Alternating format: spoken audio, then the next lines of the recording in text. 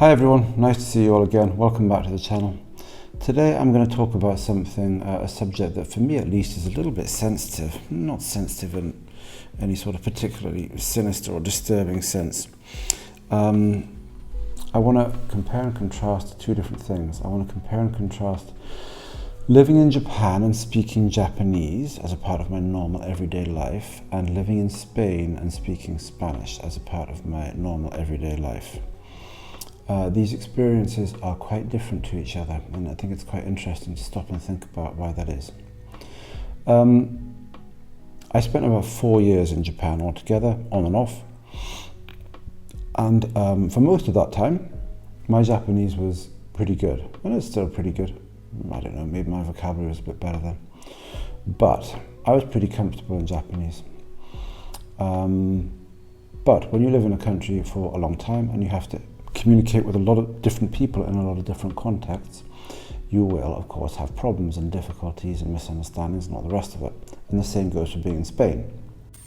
What is interesting is that being in Japan as a complete, obvious, racial, cultural, linguistic alien and speaking Japanese was generally more comfortable, linguistically speaking, than being in Spain, which is a country where I don't really stand out, and where of course it's not obvious to people at a glance that I'm not Spanish. I don't look particularly Spanish. I don't have that Spanish look, but when people look at me, what are they going to think? That I'm British? Obviously not. They have no way of knowing that, right? I want to say up front that my Japanese in general was, and arguably still is, better than my Spanish. My Spanish is pretty competent. I speak Spanish pretty well, certainly at a reasonably decent B2 level, in a sort of stable sit-down situation where I can hear clearly what people are saying. But nonetheless, my Japanese was better, my listening comprehension was better, and that is something that has to be taken into account. Anyway, when you're in Japan, if you're white, or if you're black for that matter, when you're obviously a foreigner, people's expectations of you linguistically are going to be pretty low. Lots of Japanese people, if they see a white person or, like I said, a black person approaching them, they're going to panic if they know that they have to interact with this person. They might not show it on their faces, but there's going to be a certain amount of panic inside, because they don't expect you on the whole to be able to speak Japanese. When they realize that you can speak Japanese and that you can speak it quite well, and that they're not going to have to try and speak English for you or with you, they relax. So you're starting off with very low expectations being placed upon you, and those, how can I put it, you're exceeding their expectations, and they're realizing that actually they can talk to you. And that makes interactions with Japanese people who don't know you peculiar, but relatively positive and straightforward, assuming you can actually speak Japanese. If you can't, then you're buggered either way, but that's something else, right? In Spain, it's the opposite. In Spain, when I walk up to people in a shop, when they don't know who I am, when they have to interact with me, they naturally assume that I'm Spanish. And when I open my mouth, even if I'm speaking reasonably well, which normally I am, I hope, they realize that that's not the case, and they have to interact with someone who's not a native speaker of their language. And a lot of people, especially in the part of Spain that I live in, don't have that much experience with non-natives.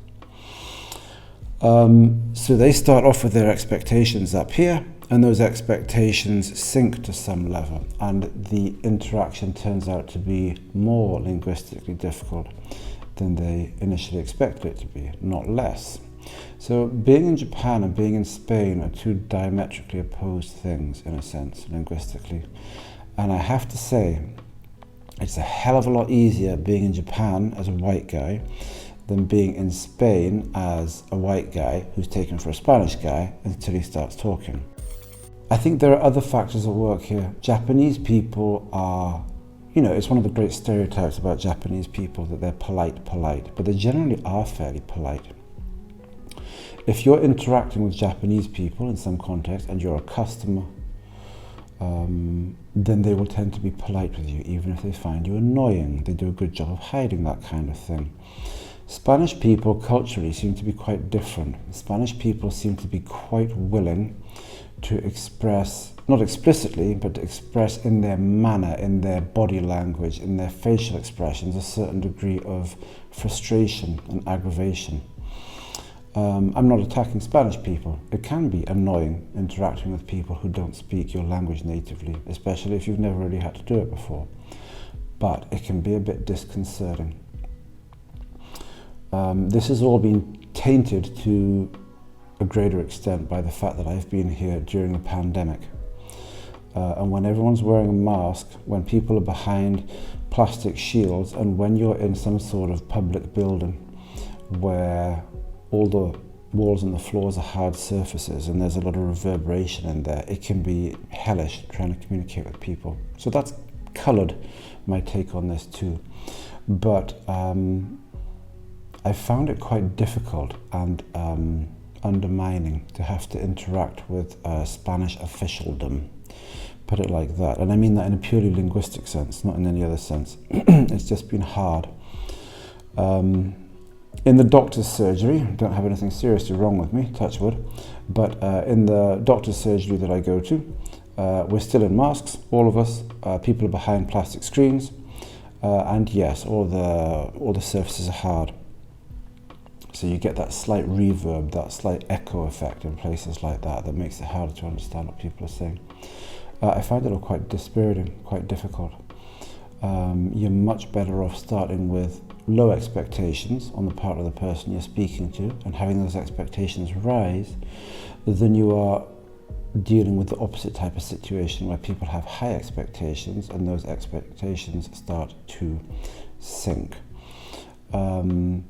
So it's actually easier in a sense being the obvious, visceral, immediately obvious racial outsider than being someone who looks like they fit in. When I was studying Japanese at university a long time ago, we had a study tour in the second half of our third year. Japanese was a 4-year course. And when we all, we split up and went to different universities, people on my course, and then we sort of reunited in some sense at the beginning of our fourth and final year. I had a friend who was from Hong Kong, and we started chatting for the first time in several months when we met up. And her Japanese was a lot better actually. It improved a lot. She'd obviously got a lot of practice.